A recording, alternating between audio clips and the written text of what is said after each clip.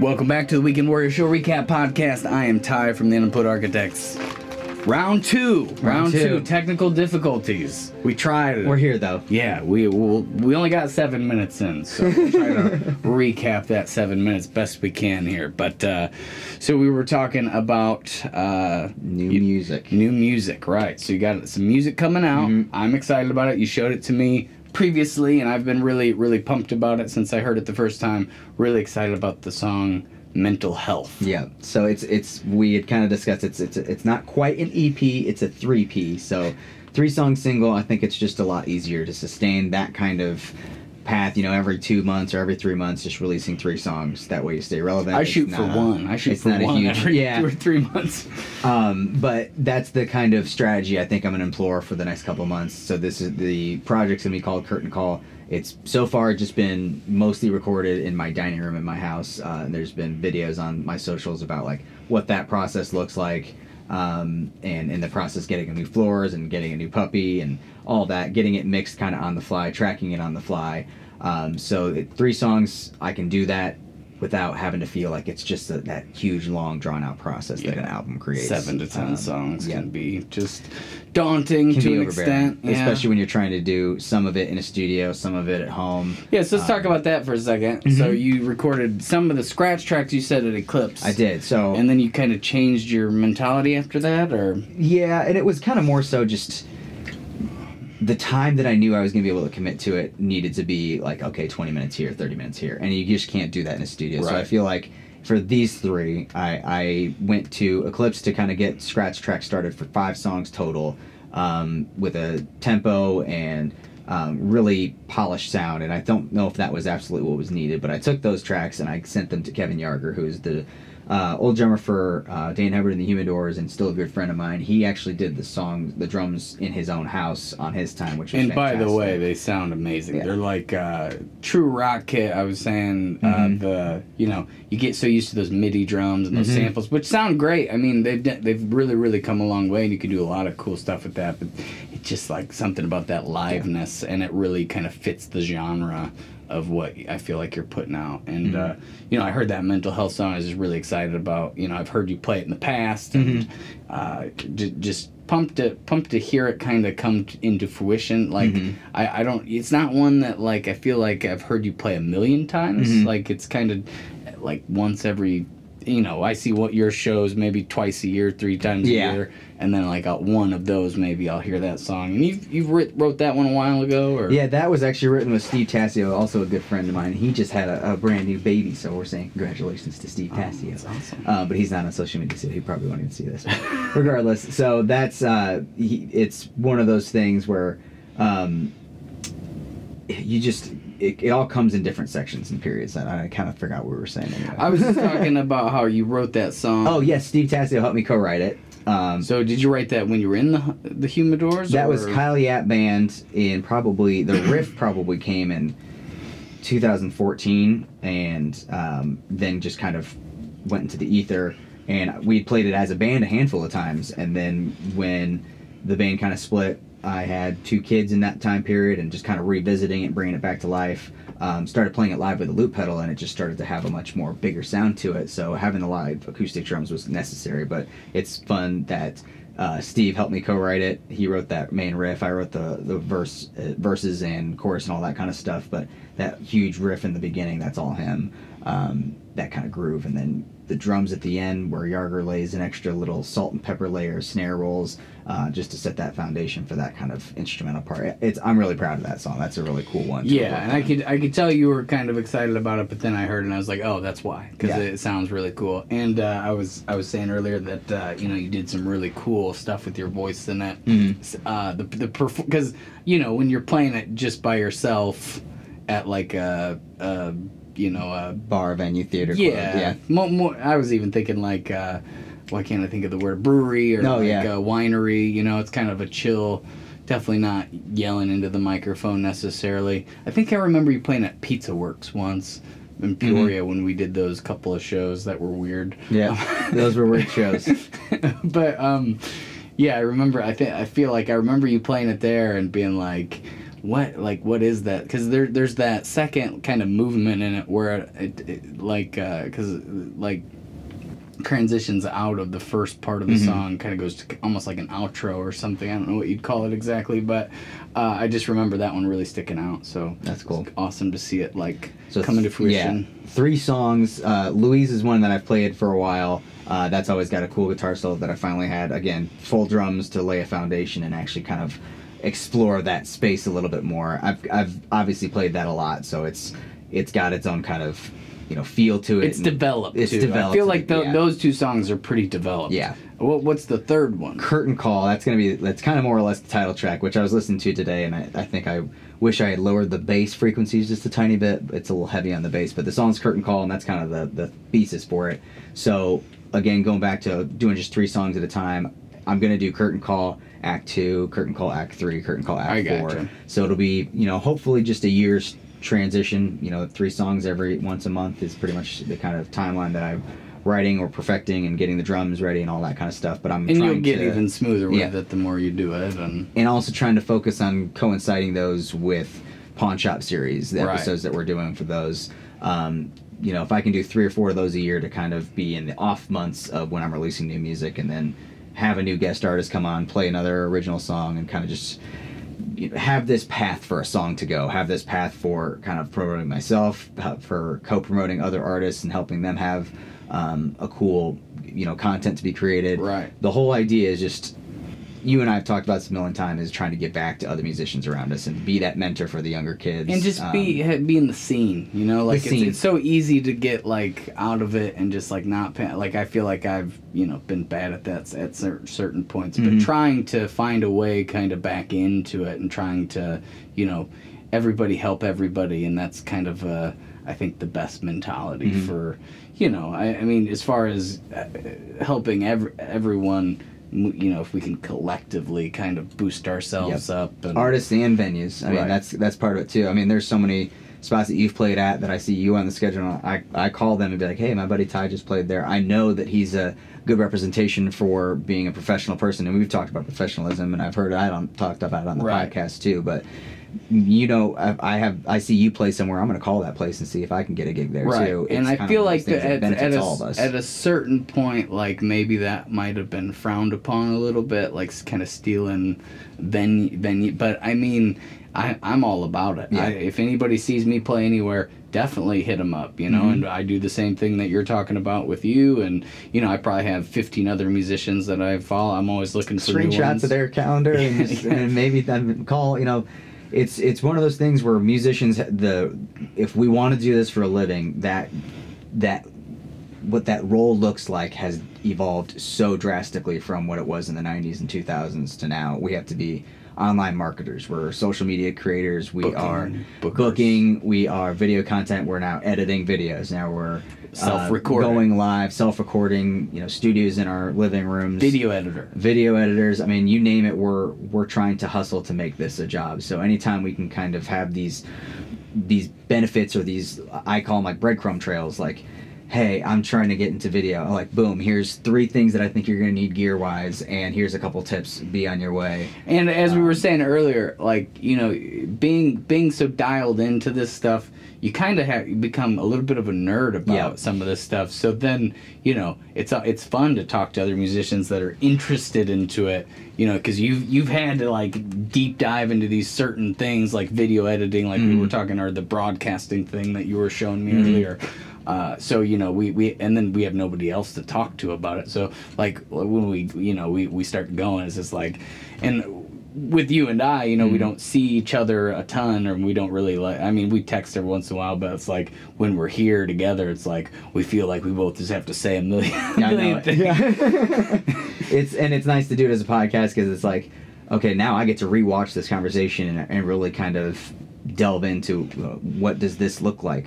For seeing something from a third eye can always benefit you and make and you might miss. I have to rewatch all of them because I'm editing and everything. So it's like you might have missed something when, like, in the conversation, maybe space for a second, and then you go back. Oh, that was a good point, and then you like can kind of take that into account. But I think musicians helping musicians, super beneficial all around, and there's so many bars and so many places to play.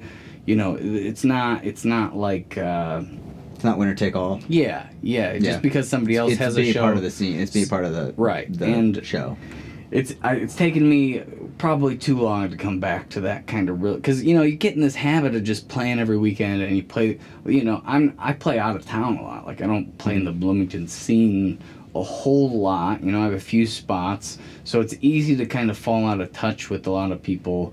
And that's one thing that's great about this podcast is have an excuse to sit down with you or Alex Gerard or Ryan Wolf or any of it. Justin was. I listened to that podcast too, and that was a fun conversation. And I'd never sat down and really had a really long conversation just to kind of see what he was all about. And really cool guy. It's like it just provides a medium for us to communicate and an excuse to get together, because we don't have that, unfortunately. Like you with your, you got kids, plus you're playing shows, plus you're recording. It's so hard to find time unless we carve it out. Yeah. When you have, and for me, it's always been, I've been self-employed since like I was 20, so I'm a realtor, landlord. I've got a couple rental properties. I've got my home inspecting license, so I'm doing that quite a bit as well, just kind of helping buyers understand what the asset they're looking at. But then I'm also a musician, and I'm also a father, I'm also a husband, and I need to be able to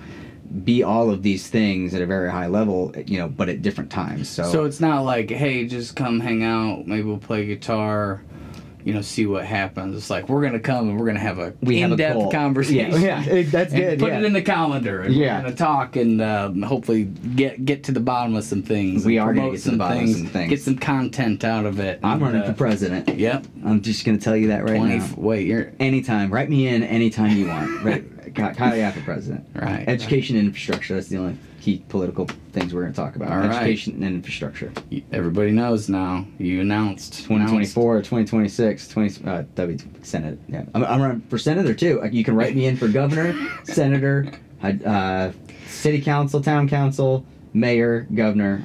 He'll take anything. Yeah, he'll take anything. Maybe just lieutenant governor sounds good. That's lieutenant in the title. Yep, and just kind of a little bit less. One from the camera, like one row back from the actual governor. Maybe a little less responsibility too. I don't mind the responsibility. You probably have to. I just want to be a little bit more of the not the center. Yeah, I gotcha. All right, well, you heard it here, folks. You can vote for me. All right, let's get back to the EP a little bit. So you have Louise and Curtain Call and Mental Health, and this 3. Right. So let's talk about Louise a little bit. When did you write that one? That is an older song. That's probably 2014, 15. But that is a song about a guy who's got a girlfriend. Girlfriend goes down to Tennessee to chase her music career. And the guy back home in Illinois gets jealous. He kind of starts stalking from afar. And the story is kind of like trying to get a hold of Louise, and in the bridge he kind of loses his mind, goes down there and kills her, and then he comes back and he says, operator, send some flowers down to Tennessee. So dark song. The kind of thesis behind it is my wife loves those kind of murder mystery things, so it's like sometimes they're just on in the background. It's like, and you get a little hook. It's like, what am I going to write the rest of this about? It's like, oh, he's going to kill her, of course. That's the only reasonable conclusion of this song. That's funny. And then, she's dead, and it's the solo at the end, just kind of like the goodbye. That solo is very cool. Yeah, I've always liked doing that kind of rock and roll. I mean, and we've talked about like the loops and the background drums of stuff being alive, just seems so much more what I want to do, and whether that be live performances, but also. And there is a cool version of that from your first episode of the Pawn Shop series. Yeah, so Pawn Shop series episode 1 that was at Monster Pawn. We are in the works for Monster Pawn 3, so not Monster Pawn. The Pawn Shop series episode 3. It's going to be at Midwest Exchange, which is a Monster Pawn subsidiary, and then I think the next one is going to be in the Springfield location, which is a slightly different name to getting out of town. Are you going to try to get a Springfield local, or are you going to bring somebody from around here? That's a good question. I would have to. I've got a couple people that are in that area that I think would be interested in it. I think that'd be cool. Like I'm going to try to start taking it a little bit more regional, not too terribly far, because I do got the sound guy and video guys who have been absolutely awesome. Toads is my sound guy. He's also a drummer in about 1,000 bands and plays guitar. Plays guitar. He's does everything. He's in the scene. Right. He's in the scene. He is a guy that he is the scene. He's in the scene. In the scene. We're kind of on the out looking in. He's like in the center, maybe. Yeah, he's downtown. So he's my sound guy, and Anthony Pegg, who's my videographer. So far he brings 3 cameras, and usually Toads sets up the sound stuff, and he's also holding the camera. So Anthony's he's great at videography as well too. So that's kind of one of the things I'm trying to focus on, what we're, the breadcrumbs, like have this kind of path of people who can help along the way, have this kind of path who you can, hire out to do these things because that's what they're passionate about, and just you grow the scene, grow everyone's opportunities. And it's like, sometimes with a lot of musicians, there's not, because we get so isolated with our own shit, that it's like there's not an easy in a lot of the time, because like you're a busy guy, I'm a busy guy. It might not even be that the musician's busy. It might just be that, we don't. How are you going to start that conversation? So. Having something like the Pawn Shop series, like, oh, I've seen you play, you're really good, let's have you on the show, and then you just develop a relationship just from that one thing, where it's like, you enjoy each other's performances, but then you start to talk outside of the performance, and you're like, oh, well, maybe you can help with this, or maybe it's just a cool thing. And I think that the more stuff like that we can do, I think the better. Yep. But so Louise, and then Curtain Call. Yep. So that's the new one. Yep. Brand new. Yeah, that one. The words were just written pretty much. They were kind of just finished as to be part of this. So even I think the scratch tracks, I don't think I had the verses written. I just knew the spaces that they were going to be, and I had the melody in my head, but kind of filling out what the words were going to be. And then one of the coolest parts about that song is where the guitar solo starts is just so light and airy, and that tone is completely just being plugged into a laptop, and you couldn't tell me that wasn't a tube amp in a big huge open room. So it just has like a really good the tone of the solo I was just really, really happy with, and that's direct into into Logic. That's cool. I can't remember what the emulated amp or whatever, but you couldn't tell me that wasn't a tube amp if it wasn't. Technology's crazy, man. It's starting to get real.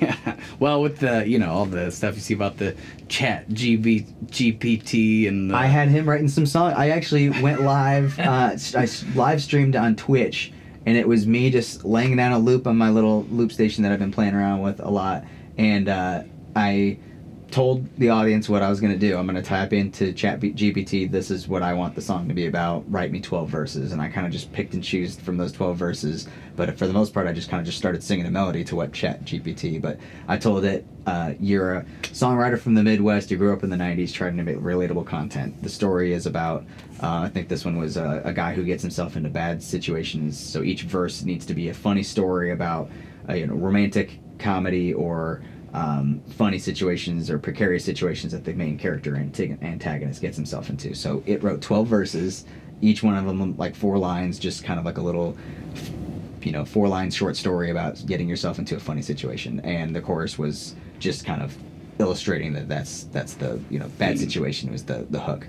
So it turned out pretty cool. The verses weren't probably good enough to be like considered a hook or great fantastic lyrical content, but the fact of it being used as a tool now, it spit it out in 20 seconds. Honestly, it's kind of scary because it is, because I've seen the AI produce music now too, so it's like, okay, well that's they're not just coming for AI isn't just coming for the job at the grocery store. Yeah. They're also coming for, because think about it, if you can just movie scripts, paintings, but jokes. But we'll get replaced, because it's like you could pay for an actual musician to come and do the background music to some short film or some YouTube video, or go the cheap route, and you can literally specify exactly the genre. You can give it like samples of stuff, and for kind of the vibe you're going for, and it will spit something out that's original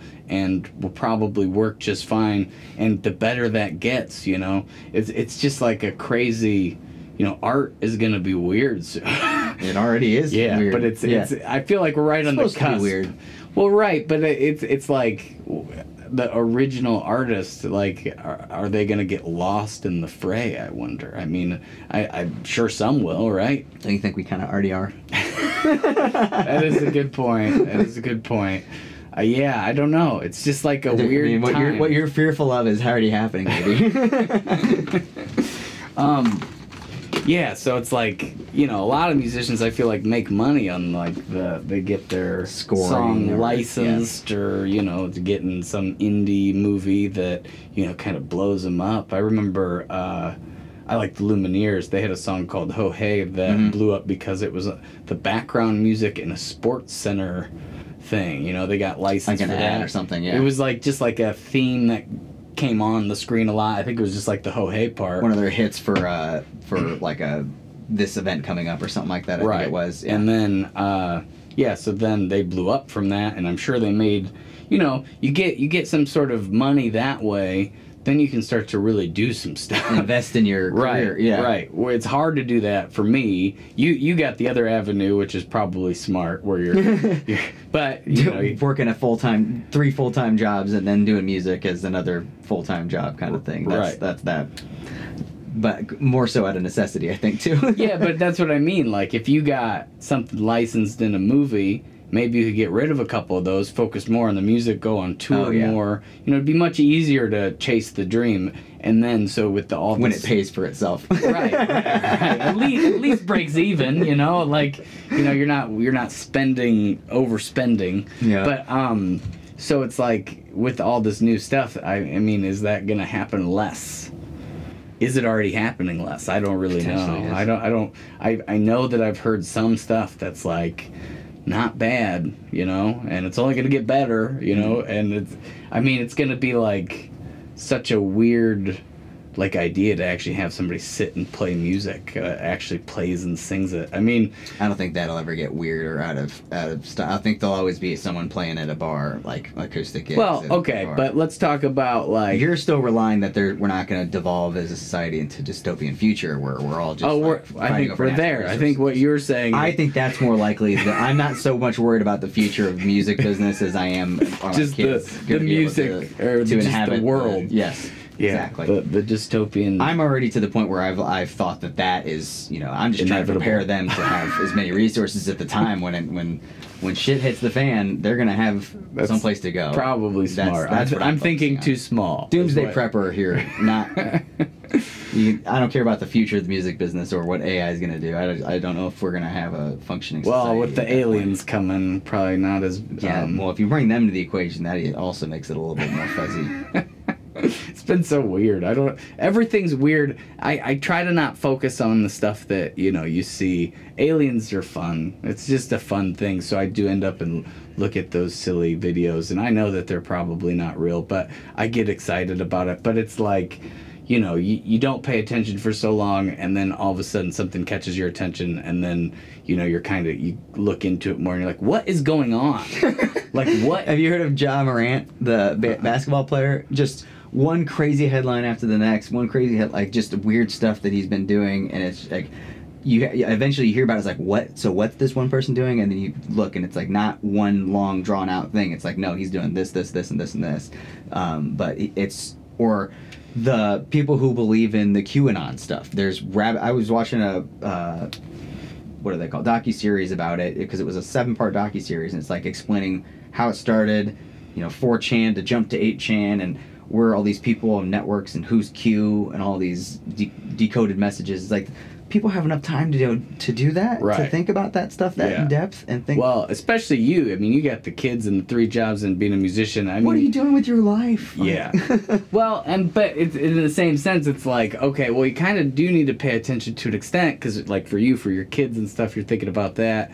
I get so dialed into the music stuff that I get very like circle view, tunnel vision. That's what I was trying to say. I can't find words today. Yep. But anyway, and then you veer out for just a second, and you're like, what? Like, what is happening in like? It's not just one thing. It's like it's every single facet of like just being alive now. It's weird. We just went from like chat GBT to the end of society to back to music business. I mean, that's just what life is like out there. So sometimes the artist has to just tune it out and focus on what they're doing, and trying to make it easy for them to do that. That's one good thing about the tech, you know, is the tech has made it a lot easier to do it, but then all these other weird things that come along with all this crazy tech that's happening, you know, we're going to be replaceable to an extent. And I was going to say earlier when you were saying, well, you don't think it's ever going to be weird for a musician to, you know, be an actual live performer.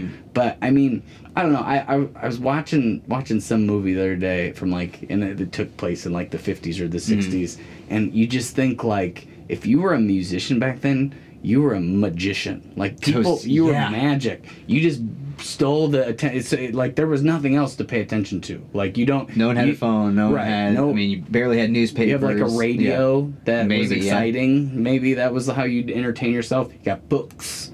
But I mean, if you could like get on a stage and like perform, I mean. And then you think about we'd be gods. Yeah, exactly. Exactly. But, of course, it would be harder to be a god. It'd be harder to be the people that broke through. It'd be harder to be the person that, you know, it's easier to learn guitar today than I think probably ever before. Yeah. You have to want to do it. That's the big, you know, the what makes... I'm just saying, taking us from 2023 and placing us in 1969, and then putting an instrument in our hands and be like, we already know some of these artists you know, that like you had Hendrix that was playing at the time. What if you just like showed up and just started playing like Hendrix and people would be like, oh my god, that's a real Back to the Future situation. And then you start playing like 80s hair metal and they're like, Johnny Be Good, Back to the Future, classic. Yeah. That's the exact situation. The white guy that does the very very I don't know, just takes credit for stuff that... the whitewashing of African-American music. Yeah, where Michael J. Fox was really the guy who wrote Johnny Be Good, technically. Just stealing. Makes sense. Yeah, but checks out. Anyway, but yeah, I think about that often. I mean, even in the 80s and 90s, like, I feel like there were way more gatekeepers as far as, like, trying to break through to the masses. Yeah. But, I mean, if you could play and sing and, you know, entertain a crowd, I mean, there was nothing else to do. Like that would be like amazing. Now it's just so hard to grab people's attention away from their cell phone, which, you know, I don't mind. I mean, again, the tech has been awesome for a lot of reasons. I mean, it's made a lot of things more accessible, but in the same regard, like, you know, I feel like anybody can make music, even if they're not a musician. Like, they can DJ stuff, or they can, you know, get some app that helps them out with chord progressions. And or just looking online for some of them, just be like, okay, it's a 1, 4, 5, 6. I mean, that's how crazy can it be from there? Right, and I mean, I think even on the GarageBand, you can just like punch in whole chords of things, and if you pick a key, you know, you get like this much music theory down. You can write a whole song and then you can make it sound pretty darn good too with the tech. But it's like so hard to, because I mean, it's free to get it out there. It's very, very cheap to get it out there, but then getting it to the people, getting eyes on it. Yeah. Because I can post some songs on my website, you know, one every afternoon if I had the time to do it, and you know, no one's going to that website to find it. You have to go out and promote it to the other people. It's all about that aftermarket kind of promo. You know, you can make. I'm not saying I've made masterpieces, but you could make a masterpiece and nobody would hear it if you don't do the extra steps that get it out. Yeah. It's such a. It's just a different time. But again, there's nobody at the door being like, you don't have it. You know, I feel like back in those days there was probably a lot more of you know, that rejection. Can you get to the labels? I don't need a label. Why would I? Yeah, why would I get one at this point unless they could really, really do a lot for me? But I mean, I've had some people talk to me here and there about, you know, trying, and it's all just, it sounds like stuff I could do myself. It's a loan. Yeah. Well, the classic record deal is a loan. Yeah, you're getting a loan to do a badass album, which is cool. I mean, that would be nice to have what you're paying for. all the resources to record like one really cool album, but you know, some of it gets shelved and never gets released. and then you're paying, like you're saying, you're paying it back for years and years of sometimes your merch sales or your live shows just to, you know, get it paid off, and you might not ever get it paid off. Which, I mean, you could just take out a loan yourself. and do it with a local bank. yeah. So it's like, I don't know how much of a requirement like an actual record deal is, but a lot, I guess the ones that have contacted me have been more like distribution deals, and it's like, well, I already have to distribute it, to promote it, kind of thing. Yeah, it's like I already have it out. Like, I mean, what are you really doing for me that I can't do for myself? Is the question that you start to ask, and you know, I think there's a lot of swindlers out there ultimately too. And being a musician, we're such easy targets a lot of the time. Like, I've had so many conversations with people that are like, yeah, this guy from Nashville, he called and left a message, or I got this email, and you know, they said that, you know, we could you know, go record an album, or I can play this really cool venue if I pay snake oil salesman. Yeah, if I pay $100, I can play this venue with, you know, this cool lineup or something. You know, it's always because we're chasing this dream. We want this dream to happen so badly that when somebody just like acknowledges, you know, what we're doing and says good things about it, we're like, it's happening. I'm so jaded now that I'm like, oh, thank you, appreciate it. yeah. Well, you have to get there. It's honestly a better place to be, because then you're not taking up all these people and these weird offers that don't really do anything. You just end up paying money to, you know, not really have anything, no results, you know, and we're just easy prey. I had one that happened to me probably a year or two ago, where it was an Instagram one. They asked if I would write they're like, oh, I really like all your music on Instagram, it's really cool. Would you be interested in writing a song for my, you know, my I think it was granddaughter for her birthday, and, you know, I'll pay you this much money. And so I did it. I halfway knew it was just BS, but it was like, you know, it was kind of a fun experiment, honestly, just to write the song, because they gave me like this weird list of, you know, interest, and then it was like, okay, well, let's just see what I can do with it. I'll send them. I'm not gonna send them money. I'm not gonna do, you know, as soon as the money thing comes into play, I'm like, I'm out. But they were asking you for money? Well, I'll get into it. So, you know, I spent like 2 hours fucking around on GarageBand, and, you know, came up with something that I thought was kind of cute, you know, because a little girl birthday, and she was into princesses, so, you know.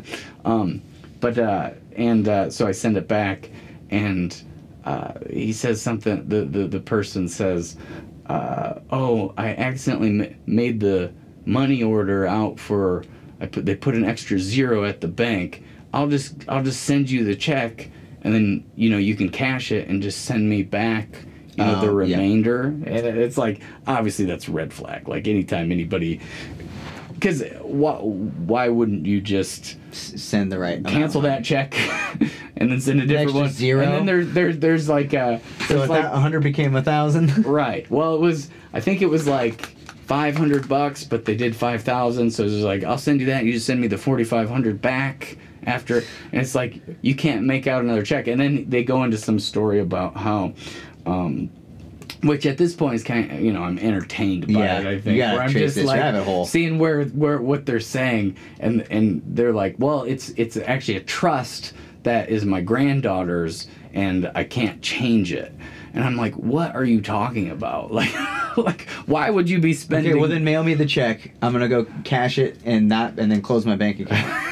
Right. Well, that's what you should have done. I think you would get in trouble for that, because you'd be, essentially it would be a fraud, you know. Well, it's like, I cashed the check, I'm waiting for it to clear, I close my bank account, I'm gonna go deposit this $4,500 as a money order and send it back to you. But the bank would be mad at you, I think, if you did that. Like, because you're really stealing their money, because the money order, the check that they're sending you is fraudulent. Yeah, it's not. It's a bounce check, essentially. Well, doesn't that go on the person who wrote the check? And we're going too deep. I don't really know. I don't really know. Yeah. But it's and then since then, I've had this happen like 8 or 9 times. So it's like somebody hits me up on Instagram And he fell for it once. Maybe we can get him to I don't further. I don't think they communicate. You know, I think they just like they'll go to anybody's page and they're like, oh, a musician, I could probably, you know. And you're excited when you hear you're going to get paid $500 to just do something that you do anyway, you know? Like, that'd be a sweet... I wish there was more people like that in the world, just more billionaires who are just like, how do I want to spend $5,000 helping 10 people that I... No, you, $500. I mean, why aren't these billionaires doing that? I don't know. Why do billionaires exist? Yeah, I don't know. It's too much capital in the hands of too few. They have too much power. They own the government. And... everything else soon, right? Everything. Because we're only going to be renting, is what I hear. Not too long in the future, nobody's going to own anything. That's why you got to buy shit now. Well, I'm not doing a very good job of that. I got some guitars, I guess, but that's about it. But yeah, so it's just you have like to sell your soul. I've tried that. They didn't offer? You have to have a soul, I think. That's the other thing. Yeah. Touche. So these Instagram messages come in, and I'm just like, I'm interested by the type of person that would, you know, spend, and I want, like, deep down is like, how many people fall for this? There's got to be people that do it. Otherwise, they wouldn't do it. Yeah, why would they spend their time? Even 1 in 10 would probably... I mean, if I went down that rabbit hole to try to scam someone and it worked 1 in 10 times, sure, I'm going to do it 100 times. Yeah, and it's really easy to... I mean, you're doing it all through Instagram, so, I mean, if somebody doesn't get back to you, just next person, you know? You know what they've also done, going back to ChatGPT, is they've integrated it with some of these, like, online CRMs, so, like, it can automatically send out content, or not content, but messages to people who are likely, so it's actively starting to do the work for you, even in sales too, so, which is like crazy. Which scammers will definitely be using. All over. I used to get the IRS one all the time, where it's like the people from sounded like it's always a phone accent, call. Yeah, like Indian maybe, or I don't know, but very thick accent, and telling me that I owe the IRS a bunch of money, and you just think like, I'm sure this works. Ha ha ha! I don't have a bunch of money, and I haven't made a bunch of money either. I'm very poor. Joke's on you. So is my landlord. He also wants a lot of money. And then, you know, so you got a kick out of that even then. You know, the first time you get that call, you're a little worried. You're like, what's going on? And then they left a robot message first, so that's even scarier because you don't have the accent to tell them. God, yeah. And then they want you to, then they sound really serious. Give them your social security number, you know, before too long, and your credit card number before too long to pay these fines that you are, you know, it's not even our government, you know, it's somebody in a different country completely. And so, you know, you go down these, where I was getting these calls, you know, probably got 5 or 6 of them total throughout, like, and you just listen to them talk. You know, I maybe had a little too much time in my hands back then, but, you know, I would let them, and they eventually get really mad at you, and they start like swearing at you, and you're like, "This is your fault, bro. You called me." Right. Well, you want to waste their time because it's like they're trying to scam you. So, you know, sometimes I just put the phone on speaker and just play guitar for a little bit or something. Like if I was at work, or I just like, you know, because it's such a speaker but mute. Yeah. To let them keep talking themselves around circles. Yeah. Or I'll just talk. You know, well, I would talk maybe I'd give them 5 minutes and try to see if I could, you know, string them. Well, you want to string them along first. You want to make them think that it's going to happen, and then you get to a point where you're bored with it, and you're like, yeah, that doesn't sound real. Mm-hmm. And then they just get like, you know, they've spent all this time talking to you already. You know, usually so they know right away whether you're into it or out of it. But that was really popular for a long time. But, you know, these things happen with musicians, I feel like, extra. It's always like, oh, if you just give me this much money, I'll do this for you. Mm-hmm. And it's like, well, first, couldn't I do that myself? Like, what's the difference between... And a lot of times it's just empty stuff. Like, even, like, the Instagram buys and stuff. Like, I get those, you know, we kind of talked about that the other day. I get those questions every time I put a certain hashtags. Like, I feel like people just have an alert on their like new music and all those Instagram. Hey, I can boost your Instagram followers for $20 or $30. Right. All those times, they're just following hashtags to find you. Exactly, and it's like I have 2 different Instagrams now, so I have the Unput Architects one and the TyJon Charlie one, and it's like sometimes I'll post the same thing on both, and then I'll get the exact same message from each, or I have done some of that in the past just to kind of try it out, and I do feel like there's a lot of bots that, I mean, it's never, you just want an easy button so bad. Oh yeah. I mean, I think that goes for everybody. Maybe it's not just musicians, but you want, like, on like TikTok, sometimes you see all these like business startups, like, if you just do this, you'll make $5,000 in 2 months, or some headline like that. $25,000 and I'll build you a passive income stream that provides you $5,000 a month. Right, and you're like, it's too good to be true. If it's too good to be true, it's too good to be true. Right. And there's just so much of that that it can be frustrating, which, partially why I want to talk about it is because, if you're one of the younger musicians, I feel like younger people are probably more used to the, especially digital side of that stuff. It's the older folks that have a little bit of trouble getting swindled. It took me, a little bit to, I remember we played this show at the Congress Theater, which, in retrospect, was cool. I got to play on a really cool stage, but it was like a Battle of the Bands pay to play St. thing. Louis? Congress Theater, Chicago. Oh, Chicago. And it's a scam. I mean, it's what it is a scam. They rent out a building, and every band, and there's like maybe, I think there was over 100 bands. So every band pays $100. They rent out the space for a day, and then they make profit, and it was like a few day event, so it's a lot of money, I think, ultimately. And it was a really cool show, but it's like anytime anybody asks you to pay, you should be, some light should be flickering at you, like, what is this really? And again, it was a fun experience, and I was young enough that maybe it was okay, but I probably you shouldn't waste the money ultimately. Maybe if I had like a camera crew, and I mean, there was no way we were gonna win it. Like, first off, there was like 1,000 heavy metal bands, it seemed like, so it's like just genres all over the place. Like, how are you gonna pick a winner out of this when the field is very heavily weighted in one section? You're just gonna slice off that end of it right in the first round, like, sorry, you're not winning. Yeah, because we don't like that genre, so you just yes, this is the only genre that's gonna win because this is the one who's brought all the fans too. Right. Well, I mean, I don't even think it was like that. Like, I don't remember. I think it was like Judges or something. I don't know. But it's just like you run into that stuff so much when you're first starting out. And like I said, you just want it to be true so bad. You just want somebody to be like... You see movies and you see things, and they make it seem like somebody's just going to come up and just offer you everything on a silver platter at some point in your music career. And...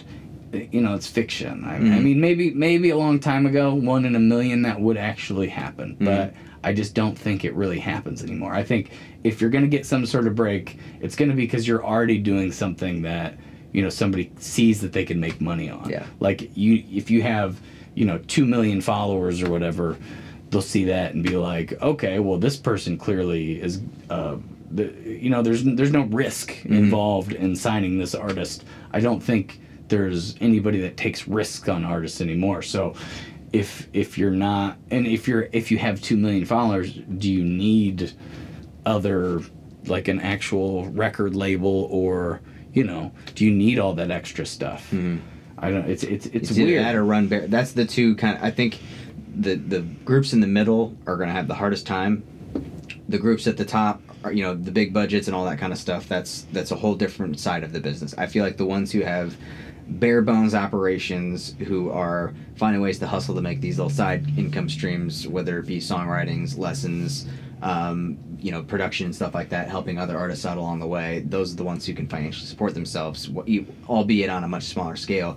Those ones in the middle, usually they have a lifestyle that almost requires them to have other incomes that are completely other related. Yeah, and we've all done that. I mean, I had worked full time forever, at some different. It's like the best situation I could have been in for a musician. You know, I worked in a music shop that's like, you know, pretty much as far as like a shitty 9 to 5, that's like top of the line. But at a certain point, it's, I don't know, I never felt like I've wanted a real job before, you know, like a 9 to 5 type thing. I just feel like my mind doesn't really work that way. So it's like I've been waiting so long to get out of that, and then I finally did, and it's been, you know, a huge relief on my brain, but obviously it hurts the pocket a little bit, and then you're having to figure out some extra stuff. But, you know, I focus more time on the music, so obviously I think that kind of comes out on the other end, you know, where you can see that I'm spending more time on things that are more time on the music and more time on the content creation and promotion and pretty much all the facets we talked about earlier of everything, because you have to be able to do a million things. Like you have to, and it's frustrating, but it's like, do you want, I mean, there's two kinds of musicians. There's people that just make music and they don't care if people hear it that much, or like show their buddy and they're like, yeah, that's cool.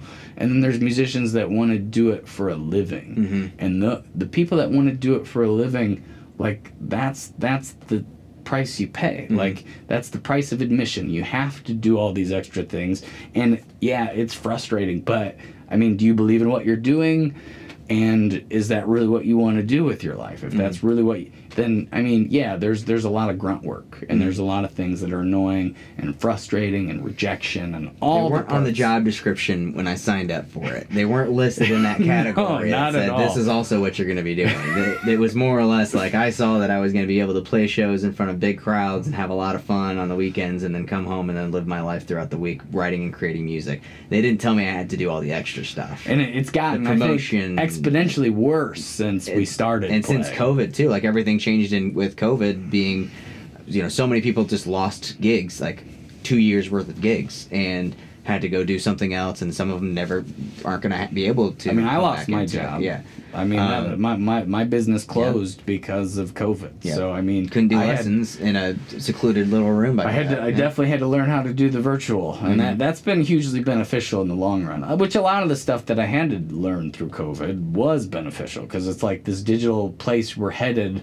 Like, you know, I wasn't like actively opposed, but I wasn't like deep diving nearly as much as I was when that happened. It's like you had to do it. Kids these days are gonna be like crazy at it. Like they're gonna be just otherworldly when it comes to that. And then I so kind of going back to what we were saying earlier with the musicians back in the 50s, 60s, 70s, where there wasn't all the, like, for them to imagine like just having a radio, you know, or just like having a landline and calling. Like, it's so far removed at this point that it's like they have no idea, and that's going to get so much crazier in the next like 10 years, and then you know, it's exponential, so it's just so nuts. And it happens quicker over time then too. Right. And so like by the time your kids have kids, I mean, they're going to have no semblance of what your childhood was like. And I'm sure it's been like that to an extent, you know, for, you know, generations. Since the 80s, maybe since the 90s. I mean, the biggest changes then were like computers, but like computers in the 80s versus computers, the difference between like a 2018 computer and a 2020 computer is still like a million times better than what any computer was to that point. You know what I mean? Like 0 to the 80s versus just the 2-year difference that happens nowadays. It's like, okay, that improvement is so much further. And it's just crazy to think about. And I mean, it's hard to navigate, and since we're moving so fast, it's hard to keep up. But I think, like you were saying, COVID kind of dialed me in a little bit more, and I think part of it is just not being afraid of it. Like, I've had so many talks with musicians about TikTok and how they just like hate it, and like they don't want to put themselves out there. It's like, no one really watches your first couple TikToks anyway, so it's just a thing. It's like, if you get in the ground level of anything, you're going to be in a better spot than if you wait 10 years to do it. You know? So the sooner you jump on any of the new platforms, that, like, I think Spotify just released a bunch of, like, you can do like more short form video content. So it's like, I want to jump on that as soon as I know how to do it. I don't think it's available for all musicians yet. I think it's like the top tier musicians, but beta tested now. Yeah, and you know, there's still a lot of things like the Canvas you can do, which is like the 3 to 8 second videos on Spotify that you can upload if you get them in the portrait. Just little things like that it's like, yeah, it's annoying, but the sooner you would adopt these things, you just can't be afraid of them. I think that's the bottom line. And there's some other, there's always going to be another one that kind of pops up, and then it's like, well, I got to jump on that one. And it's overwhelming that there's so many of them. But once you get in your head that it's just like, because I remember when we were talking about this earlier before we even started the podcast, the YouTube Shorts, I uploaded one of yours, and it got over 1,000 views. And I mean, I haven't had a video, and that's in an hour, got 1,000 views. It was weird with Shorts because it really cuts you off after an hour. But I mean, you got a lot of likes, it was like 30 likes or something, and over 1,000 views, and obviously that feels good in your. But as soon as that hour is up, it's like, oh, either create something new or you're out of here forever. Right. Well, and it changes so quickly. Like the algorithms are different. I was just saying that a lot of my shorts, I kind of took a little break, and like my videos across the board, the views are down a little bit, but shorts, like I haven't been able to get like almost any. And like there were times where I'd break 3,000, and it's like something changed. They're doing something a little different. Maybe I'm not uploading enough, but then it's like, okay, well, they kind of, they gear it towards the top tier musician, and they want those people to come to their platform and use it, so that way, it's exciting and, brings people there. So it's like once that gets kind of introduced to the general population and those big names start coming over, then all your views start to get lower, and they want you to pay for promotion at a certain point. So it's like, I feel like if you can get in like before that window on these different platforms, you have such a chance to thrive for a little while. Like the first people who got into Twitch so Twitch is one I'm not familiar with, and this is a thing. Like I need. It's very much so. More heavily drawn towards gaming, video games, right? That's what I've always thought of it as. There's musicians on there. There's live art. There's people who just talk. There's people who are just like kind of like podcasts, like live chat with. It's much more interactive, I feel like, than some of the other platforms where you're just there to digest it, to be a consumer of it. Whereas I feel like Twitch, you really get to be, if you talked with people, you are the viewer, but you are part of the community that can be. It is monetized in some ways too. So like if you want to have a comment that goes top of the list and gets pinned there, or request a song from an artist, or tell a gamer to go to take on a certain quest or something like that, you can pay an artist with their digital dust currency, whatever it is, the stars. I haven't gotten to that point where I'm monetized on it, but you've jumped into it. I've streamed me gaming Madden and Fortnite and even Rocket League. You've done some music stuff. I've done some music stuff on there. I've done some live performance. It's really just like, okay, I'm gonna start putting some stuff out there. What do people even care about for me to do? But also, if I'm gaming and then playing music, sometimes they come for the gaming to stay for the music. Sometimes they come for the music and stay for the gaming, and it just makes it so it's like you're building. All it is nowadays is building your community, your emailing list, your likes, followers, subscribers. You're building up as many people who are ready, willing, and able to digest your content, and that's how you make a following. Like if you have 1 million subscribers and you sell an album and 10% of them buy it, or 10% of them buy a single, even 5% of it, you're talking 50 grand right there in just single people, like million down to 5%. So it can be crazy. That's the goal is the to community build a sphere. Thing is an interesting thing. Yeah, it's just like saying, just go like across the board with Spotify. Everybody has their own like curated playlist of bands that they really like, and there's no radio that's like mass. I mean, there is radio, but it's not like it was. Why would you listen to the radio when you could listen to exactly whatever you want in any moment?